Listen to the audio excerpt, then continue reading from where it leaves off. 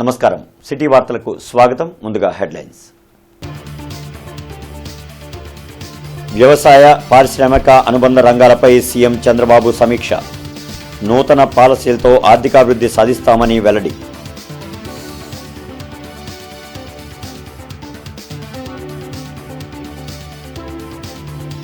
Railway అభివృద్ధి పనులపై అధికారులతో కేంద్ర మంత్రి పెమ్మసాని సమీక్ష.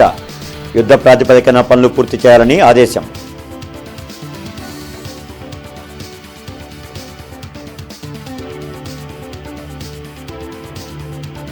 రాష్ట్ర విభజన కంటే ఏపీకి జగన్ హయాంలో జరిగిన నష్టమే ఎక్కువ. అన్ని వ్యవస్థలను గాడిలో పెడతామన్న మంత్రి నిమ్మల.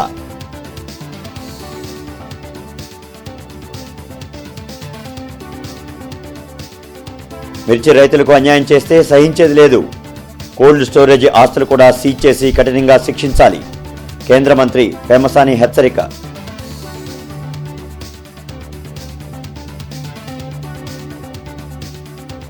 వైభవంగా ప్రారంభమైన దసరా ఉత్సవాలు.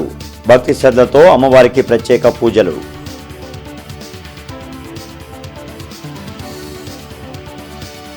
వ్యవసాయ అనుబంధ రంగాలు, పారిశ్రామిక రంగం, సేవల రంగంలో వృద్ధిపై సచివాలయంలో సీఎం చంద్రబాబు సమీక్ష నిర్వహించారు. ఈ సమీక్షలో ఆయా శాఖల అధికారులు గత 10 ఏళ్లలో పరిస్థితులను వివరించారు. నూతన పాలసీలతో అన్ని రంగాలను గాడిలో పెట్టి మళ్లీ ఆర్థిక వృద్ధి సాధించాలని సీఎం చంద్రబాబు అన్నారు. 15% గ్రోత్ రేట్ లక్ష్యంతో ప్రభుత్వం పనిచేయాలని అధికారులకు సూచించారు. గత ప్రభుత్వం విధ్వంసకర విధానాలతో అన్ని రంగాలు తిరోగమనంలోకి వెళ్లాయని, దీంతో ఆర్థిక వ్యవస్థ కుదేలైందని సీఎం అన్నారు. ప్రతి శాఖలో కొత్త పాలసీలు తీసుకొస్తున్నామని, వీటిని సమర్థవంతంగా అమలు చేసి ఆర్థిక పురోగతి సాధించాలని సీఎం అన్నారు. ప్రజల జీవన ప్రమాణాలు పెంచడంతో పాటు ప్రజలపై అదనపు భారం లేకుండా ప్రభుత్వ ఆదాయం పెంచే విధానాలను అమలు చేయాలని సీఎం ఆదేశించారు. వ్యవసాయ రంగంలో సమగ్ర యంత్రీకరణ ద్వారా సాగు ఖర్చులు తగ్గించవచ్చన్నారు. ప్రభుత్వం అంటే పథకాలు ఇవ్వడం మాత్రమే కాదని, ఆయా రంగాలను బలోపేతం చేసి ప్రజల ఆదాయాలను పెంచడం ముఖ్యమన్నారు. కేంద్ర సహాయ మంత్రి Pemmasani Chandrasekhar railway station, railway yard అభివృద్ధి పనులను అధికారులతో కలిసి పరిశీలించారు. అసంపూర్తిగా మిగిలిన రైల్వే పనులపై అధికారులతో ప్రత్యేక సమీక్ష నిర్వహించి 15 రోజుల్లో నాణ్యత లేని రైల్వే పనులపై చర్యలు తీసుకుంటామని హెచ్చరించారు. ఈ కార్యక్రమంలో తూర్పు ఎమ్మెల్యే నసీర్ అహ్మద్, గల్లామాధవి, రైల్వే అధికారులు పాల్గొన్నారు. అక్కడక్కడ కరప్షన్ ఇవన్నీ ఉండటం వల్లనే ఈ రోజున అన్ని ప్రాంతాల్లో అనుకున్న సెంట్రల్ గవర్నమెంట్ ఇంత డబ్బు ఖర్చు పెట్టి ప్రజలకి మంచి చేయాలనుకున్నా కూడా వ్యవస్థల్లో ఉన్నటువంటి లోపాల వల్ల అన్నీ 100% అనుకున్నట్టుగా వెళ్ళటం లేదు. కాబట్టే మా లాంటి వాళ్ళు ఇనిషియేషన్ తీసుకొని సాధ్యమైనంత వరకు 90 to 95% పర్ఫెక్ట్గా జరిగే విధంగా చేయటమే మా బాధ్యత. Thank you. Mangalagiri TDP party కార్యాలయంలో ఎమ్మెల్సీ భూమిరెడ్డి రామ్ గోపాల్ రెడ్డి, జలవనరుల శాఖ మంత్రి నిమ్మల రామానాయుడు ప్రజా దర్బార్లో పాల్గొని ప్రజల నుంచి వినతిపత్రాలను స్వీకరించారు. మరుగున పడిన వ్యవస్థలను త్వరలోనే గాడిలో పెడతామని జలవనరుల శాఖ మంత్రి నిమ్మల రామానాయుడు తెలిపారు. వైసీపీ ప్రభుత్వం 18,000 కోట్ల రూపాయల బకాయిలు ఒక్క జలవనరుల శాఖలోనే పెట్టిందని ఆరోపించారు. జగన్ ప్రభుత్వంలో ఏపీకి తీవ్ర నష్టం జరిగిందని ఆరోపణలు చేశారు. రాష్ట్ర విభజన వల్ల ఏపీకి జరిగిన నష్టం కంటే 2019-24 మధ్య వైసీపీ ప్రభుత్వంలో ఏపీకి ఎక్కువ నష్టం జరిగిందని అన్నారు. కొంతమంది అధికారులు కూడా ఇంకా పాత విధానంలోనే ఉన్నారని, అన్నింటినీ సరిదిద్దుతామని స్పష్టం చేశారు. ఉన్నతాధికారులు వ్యవస్థలోనూ ఇంకా మార్పులు రావాల్సిన అవసరం ఉందని చెప్పారు. వైసీపీకి ఊడిగం చేసే క్రమంలో కొందరు ఉన్నతాధికారులు పని విధానం మర్చిపోయారని అనిపిస్తుందని మంత్రి నిమ్మల రామానాయుడు విమర్శలు చేశారు. ఏదైతే గత 5 సంవత్సరాల కక్షలు, కేసులు, వేధింపులతో సాగినటువంటి పాలన ఫలితం ఏదైతే ఉందో ఆ ఫలితం ఈవేళ ఆర్జీల రూపంలో పెద్ద ఎత్తున ఈవేళ పార్టీ కార్యాలయానికి వస్తూ ఉన్నటువంటి పరిస్థితి. అందులో పర్టికులర్గా ఎందుకంటే ఆ రోజు నేను కూడా అసెంబ్లీలో చూసాం. ఆ రోజు ఉన్నటువంటి ముఖ్యమంత్రి జగన్మోహన్ రెడ్డి నాకు కులం లేదు, మతం లేదు, రంగు లేదు, పార్టీ లేదు అని కాకమ్మ కౌరులు ఆ రోజు అసెంబ్లీలో చెప్పాడు. ఈరోజు మాకు వచ్చినటువంటి ఆర్జీలు చూస్తూ ఉంటే గత వైఎస్ఆర్సీపీ ప్రభుత్వానికి ఏదైతే వ్యతిరేకంగా గళమెత్తినటువంటి వాళ్ళు ఎవరైతే ఉన్నారో మరి వాళ్ళకి సంబంధించినటువంటి భూములు ఏవైతే ఉన్నాయో అన్యాయంగా అక్కడ ఉన్నటువంటి ఆ వైఎస్ఆర్సీపీ ఎమ్మెల్యే కానీ వాళ్ళ ప్రజాప్రతినిధులు అక్కడ ఉన్నటువంటి అధికారుల మీద ఒత్తిడి తీసుకొచ్చి ఆ భూముల్ని మరి వాళ్ళకి చెందనివ్వకుండా ఏ రకంగా అయితే అడ్డుకున్నారో అవన్నీ కూడా అంటే కోర్టులకి సైతం వెళ్ళినా కూడా కోర్టులు కూడా వాళ్ళ ల్యాండ్స్ ఏవైతే ఉన్నాయో వాళ్ళకి హ్యాండ్ ఓవర్ చేయమని ఉత్తర్వులు ఇచ్చినా కూడా మరి కోర్టు ఉత్తర్వులు కూడా అమలు చేయనటువంటి విధంగా అంత దుర్మార్గమైన పాలన ఏదైతే గతంలో జరిగిందో దానికి సంబంధించినటువంటి ఆర్జీలు పెద్ద ఎత్తున వస్తున్నటువంటి పరిస్థితి ఈరోజు ఉదయం నుంచి కూడా చూడడం జరిగింది. గుంటూరు జిల్లాలో 2 నేషనల్ హైవేల ప్రణాళికపై అధికారులతో కేంద్ర మంత్రి పెమ్మసాని చంద్రశేఖర్ సమీక్ష నిర్వహించారు. మంత్రి పెమ్మసాని చంద్రశేఖర్ మీడియా సమావేశంలో మాట్లాడారు. మిర్చి రైతులను కోల్డ్ స్టోరేజ్ యాజమాన్యం మోసం చేసిందని అన్నారు. కోల్డ్ స్టోరేజ్ ఆస్తులు కూడా సీజ్ చేయాలని అధికారులకు చెప్పామని తెలిపారు. నకిలీ రైతులు ఎవరో గుర్తించి వారిని కఠినంగా శిక్షిస్తామని ఆయన అన్నారు. ఇక్కడ ఇప్పుడు రాష్ట్రంలో అన్ని ప్రాంతాల నుంచి మిర్చి రైతులు ఇక్కడ మిర్చి యార్డ్ ఉందని చెప్పి ఇక్కడ దగ్గరలో ఉన్నటువంటి కోల్డ్ స్టోరేజెస్లో స్టోర్ చేసుకుంటే దాన్ని ఒక కోల్డ్ స్టోరేజ్ వాళ్ళు వేరే ఫేక్ రైతుల డేటా ఇచ్చి బ్యాంకుల దగ్గర నుంచి లోన్లు తీసుకొని ఇదంతా కూడా వీళ్ళకి ఇబ్బంది అయ్యేటువంటి పరిస్థితి తీసుకొచ్చారు. వాళ్ళందరూ కళ్ళనీళ్ళు పెట్టుకొని మా అందరికీ రావడం చాలా బాధగా అనిపించింది. ఇమీడియట్గా ఆ కోల్డ్ స్టోరేజ్కి సంబంధించిన వ్యక్తులు, లీజుకి ఇచ్చిన వ్యక్తులు, లీజు తీసుకున్న వ్యక్తులు, ఈ ఫ్రాడ్ చేసిన వాళ్ళందరినీ కూడా అరెస్ట్ చేశారు. కలెక్టర్ గారు కూడా వాళ్ళ ఆస్తులన్నీ ఇమీడియట్గా అటాచ్ చేయాలని డిసైడ్ చేసేసాం. అదేవిధంగా ఆ ఫేక్ రైతుల అకౌంట్లు ఎక్కడున్నాయో ఆ రైతుల డేటా కూడా తీసుకొచ్చి పోలీస్ ఇన్వెస్టిగేషన్ జరుగుతూ ఉంది. ఈ ఫ్రాడ్ చేసిన వ్యక్తి ఒక ఫేక్ అంటే తక్కువ ర్యాట్ పాయిజన్ తాగి ఒక ఆత్మహత్య చేసినటువంటి ఒక యాక్షన్ చేసి హాస్పిటల్లో జాయిన్ అయ్యారు. హాస్పిటల్ ఓనర్కి కూడా కాల్ చేసి చెప్పాం, ఎటువంటి పరిస్థితుల్లో కూడా ఇలాంటి వ్యక్తులకు ఆశ్రయం ఇవ్వటం కానీ హాస్పిటల్స్ వాళ్ళకి సహకరించడం కానీ చేయడానికి వీల్లేదని చెప్పాం. ఇప్పుడు తీసుకోబోయేటువంటి చర్యలు మళ్ళీ చుట్టుపక్కల ప్రాంతంలో ఇంకొకళ్ళు ఇలాంటి తప్పు చేయకుండా ఆలోచన కూడా రాకుండా ఉండే విధంగా చర్యలు చేస్తాం. 5 సంవత్సరాల వైసీపీ పాలనలో పడకేసినటువంటి అభివృద్ధిని మళ్ళా చంద్రబాబు నాయుడు గారు సీఎం అయిన తర్వాత పునర్జీవనం చేయడం అనేటువంటి జరిగింది. అందులో భాగంగానే ఈరోజు 2 నేషనల్ హైవే ప్రాజెక్టులను కూడా మరి ఈరోజు కేంద్ర మంత్రి గారు, తర్వాత మా పెద్దలు నరేంద్ర గారు, కలెక్టర్ గారు అందరి సమక్షంలో రివ్యూ చేయడం జరిగింది. దీంట్లో స్టేక్ హోల్డర్స్ అందరూ కూడా హాజరయ్యారు. స్టేక్ హోల్డర్స్ కూడా ఎలాంటి అబ్జెక్షన్ లేదు. ఒక 25 కిలోమీటర్లు పొడవు పెంచడం వల్ల కొంత అదనపు భారం అయినప్పటికీ గుంటూరు ఇటు కృష్ణా జిల్లాల యొక్క ఫేస్ వాల్యూని పూర్తిగా మార్చేసి అభివృద్ధి పథంలో నడపడానికి ఈ 2 ప్రాజెక్టులు ఉపయోగపడతాయన్నటువంటిది ఈరోజు వచ్చినటువంటి ఆలోచన. అందులో మరి 3rd ఫేజ్లో మనకు ఇన్నర్ రింగ్ రోడ్డుకి సంబంధించి దాదాపుగా ఒక 300 వరకు అక్కడ డ్యూలర్స్ ఉన్నారు. వాళ్ళకి సంబంధించినటువంటి రిహాబిలిటేషన్ ఎలా చేయాలన్నది కూడా చర్చించాము. సంపత్ నగర్ శ్రీ శారదా పరమేశ్వరి దేవాలయం గోపూజతో శ్రీ దేవి శరన్నవరాత్రి ఉత్సవాలు ప్రారంభించామని దేవాలయ నిర్వాహకులు తెలిపారు. అర్చకులు పి నరసింహాచార్యులు మీడియాతో మాట్లాడారు. వందలాది మందితో లలితాదేవికి కుంకుమార్చన చేశామని తెలిపారు. 10 రోజులు విశేష అలంకారాలతో ప్రత్యేక పూజలు నిర్వహిస్తామని తెలిపారు. భక్తులు వేలాదిగా వచ్చి అమ్మవారిని దర్శించుకోవాలని కోరారు. సంపత్ నగర్ శృంగేరి శారదాపీఠంలో ఈ రోజు నుండి కూడా దేవీ శరన్నవరాత్రి మహోత్సవాలు అత్యంత వైభవపేతంగా నిర్వహించబడుచున్నవి. 11 మంది ఋత్వికుల చేత 1,00,000 కుంకుమార్చన కార్యక్రమం, అదేవిధంగా జగద్గురు ప్రవచమనందును సామూహికంగా అనేక వందల మంది చేత సువాసినీల చేత కుంకుమార్చన కార్యక్రమం జరుగుతుంది. కాబట్టి భక్తులందరూ కూడా ఈ శరన్నవరాత్రాల్లో శ్రీ శారదా పరమేశ్వరి అమ్మవారిని దర్శించి తరించవలసిందిగా మనవి చేస్తున్నాం. బృందావనం గార్డెన్ శ్రీ వెంకటేశ్వర స్వామి దేవాలయంలో శ్రీ దేవి శరన్నవరాత్రి మహోత్సవాలు వైభవంగా ప్రారంభమయ్యాయి. తొలి రోజు అమ్మవారిని బాలా త్రిపుర సుందరీదేవిగా అలంకరించారు. భక్తులు పెద్ద సంఖ్యలో పాల్గొని అమ్మవారి కృపకు పాత్రులయ్యారు. ప్రతిరోజు రమణీయంగా అష్టోత్తర సహస్రనామం, కుంకుమ పుష్పార్చనలు, విశేష పూజలు జరపనున్నట్లు ఆలయ పూజారి తెలిపారు. ప్రతిరోజుగా విశేషమైన అలంకరణ అమ్మవారి యొక్క పూజా కైంకర్యాలు, కుంకుమార్చన కార్యక్రమాలు జరుగుతూ ఉంటాయి. తర్వాత 9వ తేదీ గురువారం రోజున మూలా నక్షత్రం రోజున అమ్మవారి యొక్క సరస్వతి అమ్మవారి యొక్క అలంకరణ ఉంటుంది. సామూహికంగా విద్యార్థుల చేత చక్కగా సరస్వతి పూజా కార్యక్రమం జరపబడుతుంది. తర్వాత దుర్గాష్టమి రోజున ముత్తైదులందరి చేత కూడా సామూహిక కుంకుమార్చన కార్యక్రమాలు ఉంటాయి. తర్వాత 10వ తేదీ దసరా, శనివారం శ్రవణ నక్షత్రం, దశమి అన్నీ కూడా కూడుకుని వచ్చినాయి కాబట్టి చాలా విశేషమైనటువంటిది. ఈ శనివారం శ్రవణ నక్షత్రం వచ్చింది కాబట్టి వెంకటేశ్వర స్వామి దేవస్థానంలో స్వామిని దర్శించినట్లయితే స్వామివారి యొక్క అనుగ్రహం పరిపూర్ణంగా ఉంటుంది కాబట్టి యూటీఎఫ్ స్వర్ణోత్సవ క్రీడా సంబరాలు గుంటూరులో జరగనున్నాయి.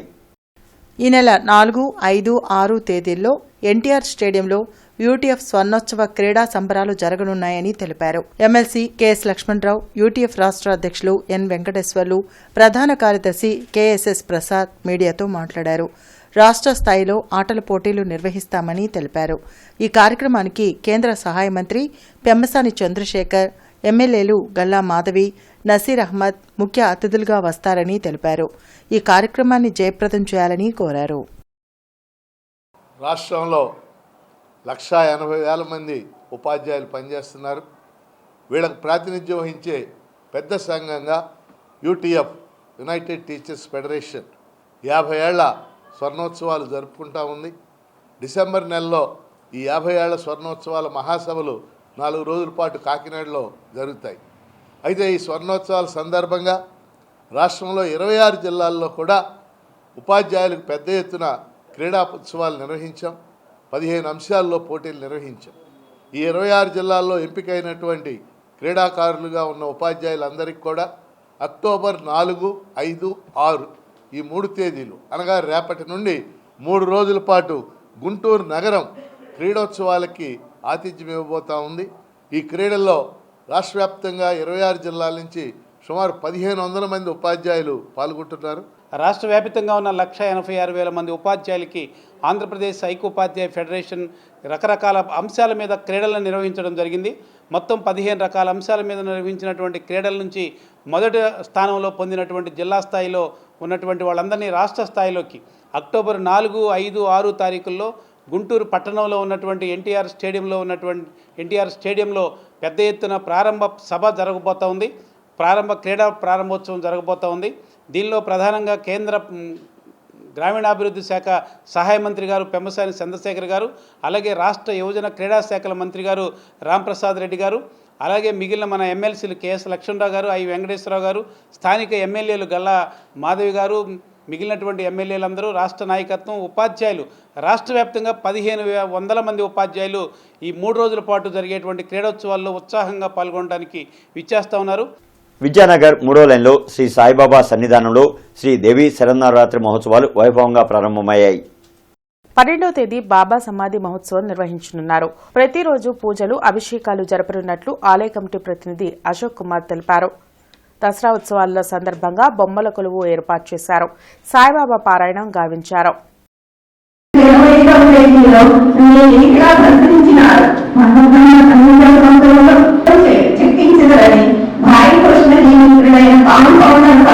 పదవ తేదీ మన విద్యానగర్ 3వ లైను కూడల్లో నిర్మించిన శ్రీ సాయి మహాద్వారం కలశ ప్రతిష్టాపన కార్యక్రమం ఉదయం పూట 10 గంటల లోపు జరుగుతుంది.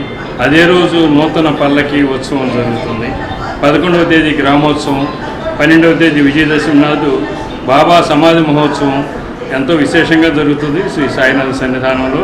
అలాగే ఆ రోజు అన్నదానం ఉంటుంది 12 గంటలకి. భక్తులందరూ పాల్గొనవలసిందిగా కోరుతున్నాం. ఆ రోజు సెమీ పూజ జరపబడుతుంది. మా సాయినాథ సన్నిధానం అభివృద్ధికి కానీ నిత్యం జరిగే ఆధ్యాత్మిక కార్యక్రమాల్లో కానీ ఎంతోమంది దాతలు, భక్తులు పాల్గొని ఈ సాయినాథ సన్నిధానాన్ని వెలుగొందింపజేస్తున్న మహానుభావులందరికీ మా సాయి కృప కలగాలని కోరుకుంటున్నాను. చుట్టుకుంట పోలేరమ్మ తల్లి దేవస్థానంలో శ్రీ దేవి శరన్నవరాత్రి ఉత్సవాలు ప్రారంభించారు. దేవాలయ కమిటీ సభ్యులు అంగడి శ్రీనివాసరావు మీడియాతో మాట్లాడారు. ఎంతో ఘనంగా శ్రీదేవి శరన్నవరాత్రి ఉత్సవాలు నిర్వహిస్తున్నామని తెలిపారు. ప్రతిరోజు విశేష పూజలు, సాంస్కృతిక కార్యక్రమాలు నిర్వహిస్తామని తెలిపారు. ప్రజలంతా అమ్మవారిని దర్శించుకోవాలని కోరారు. శ్రీ చుట్టుకుంట పోలేరమ్మ తల్లి దేవస్థానం నందు 21వ సంవత్సరం నవరాత్రుల సందర్భంగా ఈరోజు బాలాత్రిపుర సుందరీదేవిగా అమ్మవారు అలంకరణ చేస్తున్నాము. ఈరోజు పూజా కార్యక్రమాలు, హోమాలు, ఈవినింగు కుంకుమార్చన, భక్తులు అందరూ కూడా వేలాదిగా విచ్చేసి అమ్మవారి ఆశీర్వాదాలు తీసుకోవాల్సిందిగా కమిటీ తరపున కోరుచున్నాం. ప్రజా సంఘాలు, రైతు సంఘాల ఆధ్వర్యంలో కలెక్టర్ కార్యాలయం ఎదుట ధర్నాను నిర్వహించారు. రైతు సంఘాల నేతలు రంగారెడ్డి, అజయ్ కుమార్ మీడియాతో మాట్లాడారు. విశాఖ ఉక్కు ఫ్యాక్టరీ పైన ఎన్నో వేల కుటుంబాలు ఆధారపడి జీవిస్తున్నాయని తెలిపారు. కేంద్ర ప్రభుత్వం కుట్రపూరితంగా వ్యవహరిస్తుందని మండిపడ్డారు. ఈ ప్రైవేటీకరణ అంశాలపై చంద్రబాబు, పవన్ కళ్యాణ్ మాట్లాడాలని డిమాండ్ చేశారు. విశాఖ ప్రైవేటీకరణ అంశంపై పునరాలోచన చేయాలని కోరారు. లేకుంటే రాష్ట్ర వ్యాప్తంగా ఆందోళన ఉధృతం చేస్తామని హెచ్చరించారు. అందువల్ల ఇది విశాఖ ఉక్కుని పూర్తిగా ప్రైవేటు పరం చేయడానికి సిద్ధం చేశారు. ఇది కుట్రగా దీన్ని చేయాల్సిన అవసరం లేదు. ప్రజలకు తెలియజేయాలా, ఈ పార్లమెంట్లో కూడా చర్చ జరగాల. ఎందుకు ప్రైవేటు పరం చేస్తున్నాం, దీన్ని ఎందుకు మరి ప్రభుత్వ రంగ సంస్థకు ఉండట్లేదు అని చెప్పాల్సిన పోయి దీన్ని అడ్డగోలుగా దొడ్డిదారులో మరి అనగదొక్కే విధంగా ఉద్యమాలు జరుగుతూనే ఉన్నాయి. దాదాపు 2 సంవత్సరాల ఉద్యమాలు జరుగుతూ ఉన్నాయి. దీన్ని అణగేసే దాంట్లో భాగంగా జరుగుతుంది. దీనికి వ్యతిరేకంగా కార్మిక సంఘాలతో పాటు రైతు సంఘాలు, విద్యార్థి యువ సంఘాలు ఉద్యమిస్తాయి. ఇదే ప్రైవేటీకరణ ఆపుకోపోతే ఇంకా భవిష్యత్తులో ఉద్యమం ఉధృతం చేస్తామని చెప్పేసి మేము రైతు సంఘాలుగా కోరుతున్నాం. శ్రీనివాసరావు తోట వెంకటేశ్వర స్వామి దేవాలయం ప్రాంగణంలో శ్రీ దేవి శరన్నవరాత్రి ఉత్సవాలు ప్రారంభించారు. భక్తులు శ్రీనివాసమూర్తి మీడియాతో మాట్లాడారు. గత 14 సంవత్సరాలుగా నవరాత్రి ఉత్సవాలు ఘనంగా చేస్తున్నామని తెలిపారు. ప్రతిరోజు ప్రత్యేక అలంకరణలతో అమ్మవారిని పూజిస్తామని తెలిపారు. భక్తులంతా చందాలు వేసుకొని నవరాత్రి ఉత్సవాలు నిర్వహిస్తున్నామని తెలిపారు.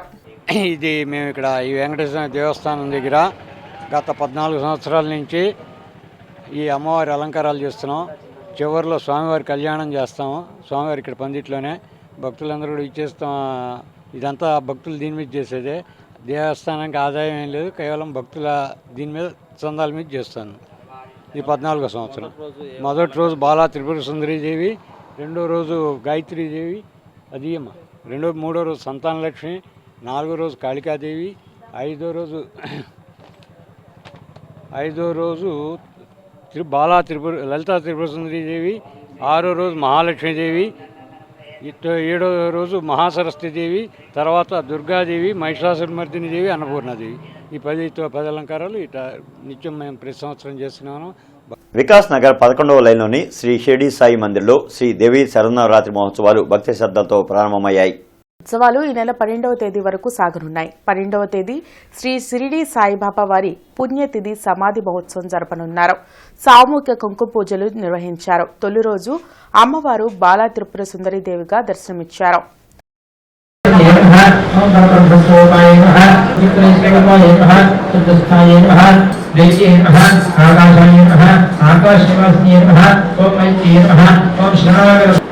सत्याय नमः सदाक्षय नमः महोमन्ये नमः सर्वाय नमः विस्ताय नमः तारण्ये नमः भुवनेश्वर्ये नमः भुवनेश्वर्ये नमः भगवताय नमः भागवताय नमः भगवताय नमः कुलालहाय नमः भगवताय नमः ओम सिद्धेश्वर्ये नमः ओम सिद्धेश्वर्याय नमः ओम सिद्धेश्वर्याय नमः.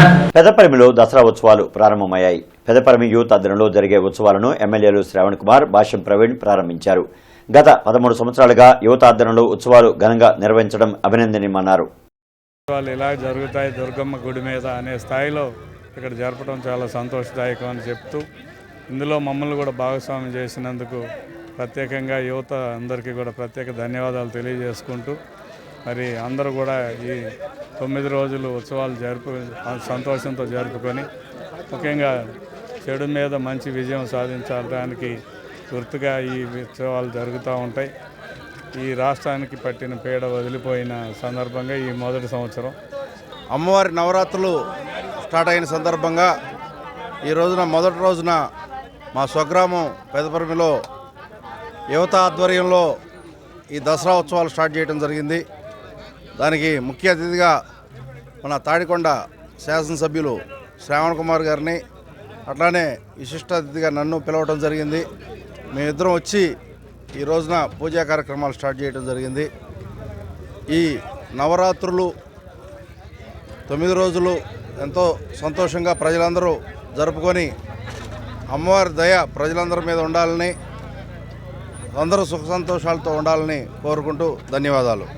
శ్రీనివాసరావు తోట 6వ లైన్లోని వీరాంజనేయ స్వామి దేవాలయంలో అంగరంగ వైభవంగా శ్రీ దేవి శరన్నవరాత్రి ఉత్సవాలు నిర్వహిస్తున్నారు. ఆలయ కమిటీ అధ్యక్షులు సిహెచ్ సుబ్రహ్మణ్యం మీడియాతో మాట్లాడారు. గత 21 సంవత్సరాలుగా దేవీ నవరాత్రులు ఘనంగా చేస్తున్నామని తెలిపారు. మొదటి రోజున బాలా త్రిపుర సుందరి అలంకారణతో పూజలు చేశామని తెలిపారు. వందల మంది మహిళలతో కుంకుమార్చన చేశామన్నారు. భక్తులు వేలాదిగా వచ్చి అమ్మవారిని దర్శించుకోవాలని కోరారు. ఈ కార్యక్రమంలో పి నాగరాజు, తోట వెంకటేశ్వరరావు పాల్గొన్నారు. శ్రీ వీరాంజనేయ స్వామి దేవస్థానం, శ్రీనివాసరావుపేట, 6వ లైను. ఈ గుళ్ళో 21 సంవత్సరం నుంచి ఈ దేవి నవరాత్రులు జరుపుతున్నాము. ప్రతి సంవత్సరం కూడా 9 రోజులు అమ్మవారి నవరాత్రులు అద్భుతంగా జరుపుతున్నాము. జనం కూడా కోలాహలంగా వస్తున్నారు. అమ్మవారి దీవెనలు బాగా ఉంటున్నాయి కనుక అందరు కూడా వస్తారు గుడికి. ఈ కార్యక్రమంలో భాగంగా ఈరోజు మొదటి రోజు శ్రీ బాలా త్రిపుర సుందరీ దేవి, రేపు శ్రీ గాయత్రీదేవి కార్యక్రమాలు జరుగుతాయి. వరుసగా 9 రోజులు కూడా ఈ నవరాత్రుల కార్యక్రమం జరుపుకుంటాం. దసరా రోజు అద్భుతంగా ఈ కార్యక్రమాన్ని దిగ్విజయంగా జరుపుతాం. సిద్ధార్థ నగర్ 6వ లైన్లోని శ్రీ కనక మహాలక్ష్మి మందిరంలో శ్రీ దేవి శరన్నవరాత్రి ఉత్సవాలు కన్నుల పండుగగా ప్రారంభమయ్యాయి. తొలి రోజు అమ్మవారికి కుంకుమ పూజ, చండీ హోమం నిర్వహించారు. భక్తులు పెద్ద సంఖ్యలో పాల్గొని అమ్మవారి కృపకు పాత్రులయ్యారని ఉత్సవ కమిటీ ప్రతినిధులు తెలిపారు. భక్తులు పెద్ద సంఖ్యలో పాల్గొని అమ్మవారి కృపకు పాత్రులవ్వాలని ఉత్సవ కమిటీ ప్రతినిధులు కోరారు.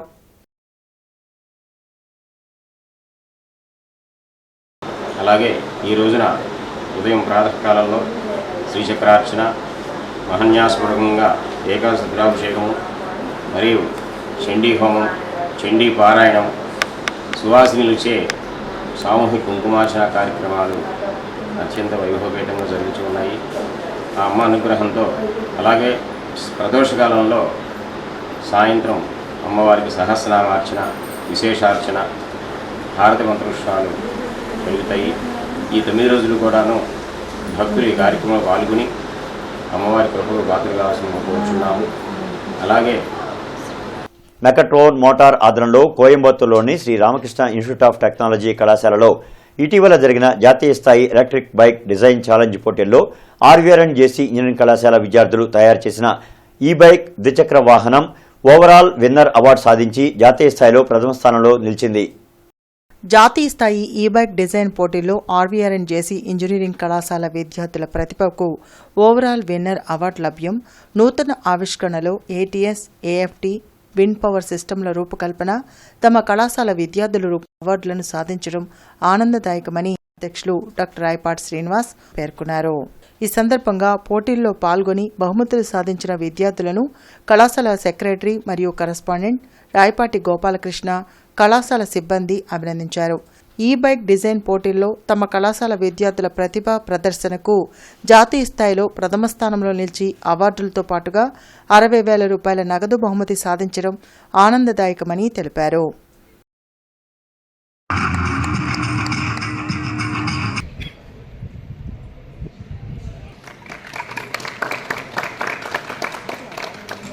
నాయుడుపేట 1వ లైన్లో శ్రీ కనకదుర్గ భవానీ ఫ్రెండ్స్ సర్కిల్ ఆధ్వర్యంలో ప్రథమ దేవి శరన్నవరాత్రి మహోత్సవాలు ప్రారంభమయ్యాయి.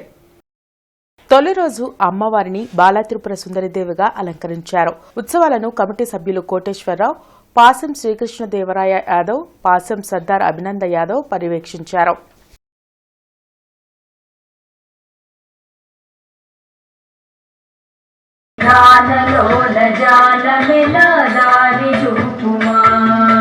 వాసికెక్కియున్న దానవనుచు నమ్మితే, వాసికెక్కియున్న దానవనుచు నమ్మితే, రాశిగ సిరి సంపదనిచ్చి బ్రోహుమ. దుర్గా ప్రసాద్ నామదేశ్య నాగేశ్వరమనామ్యాః సహ కుటుంబానాం జమానస్య మొదలు గోత్రోద్భవస్య గోపీనాథ్ నామదేశ్య దీపికా నామ్యాః కావ్యశ్రీ నామదేశ్య.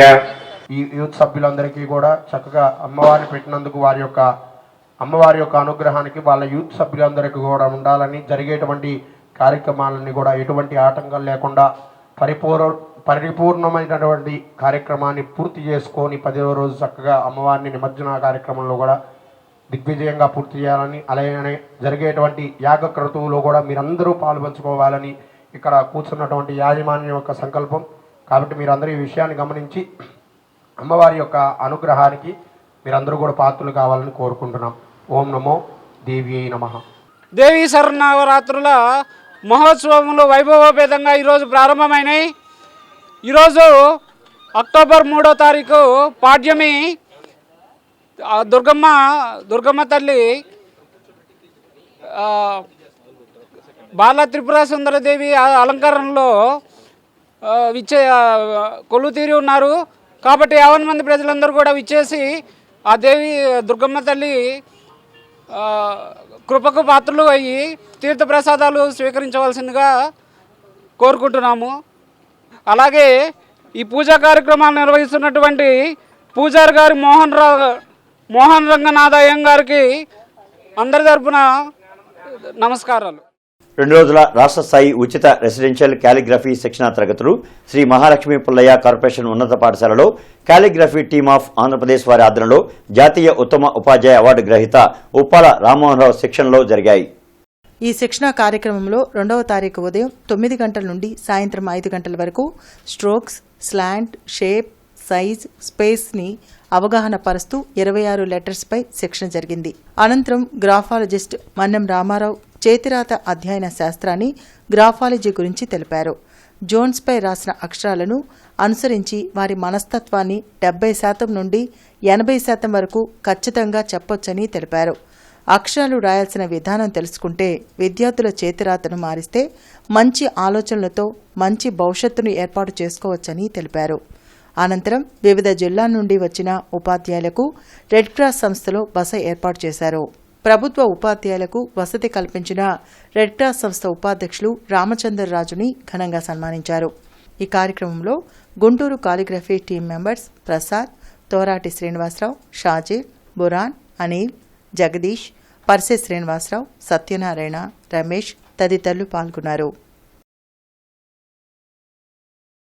నంద్యాల, కర్నూలు ఈ జిల్లాల నుంచి ఉపాధ్యాయులందరూ హాజరై చక్కగా అద్భుతంగా రాశారు.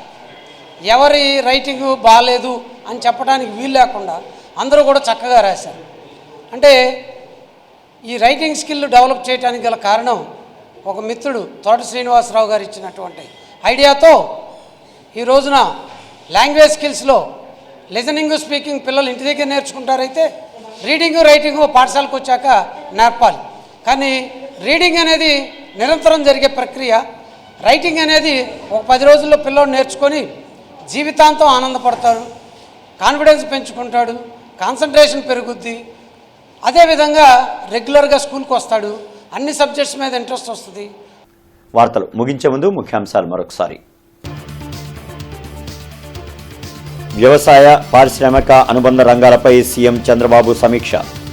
నూతన పాలసీలతో ఆర్థికాభివృద్ధి సాధిస్తామని వెల్లడి.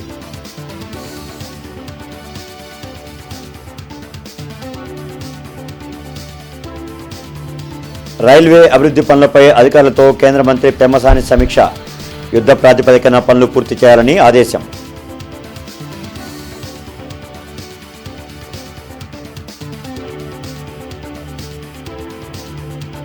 రాష్ట్ర విభజన కంటే ఏపీకి జగన్ హయాంలో జరిగిన నష్టమే ఎక్కువ. అన్ని వ్యవస్థలను గాడిలో పెడతామన్న మంత్రి నిమ్మల.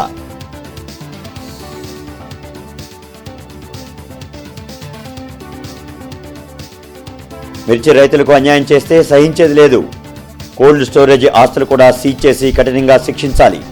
కేంద్ర మంత్రి పెమ్మసాని హెచ్చరిక.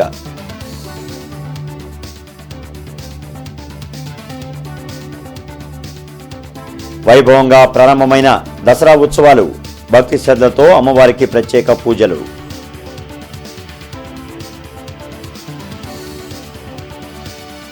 ఇక ఈ వార్తలు ఇంతటితో సమాప్తం. నమస్కారం.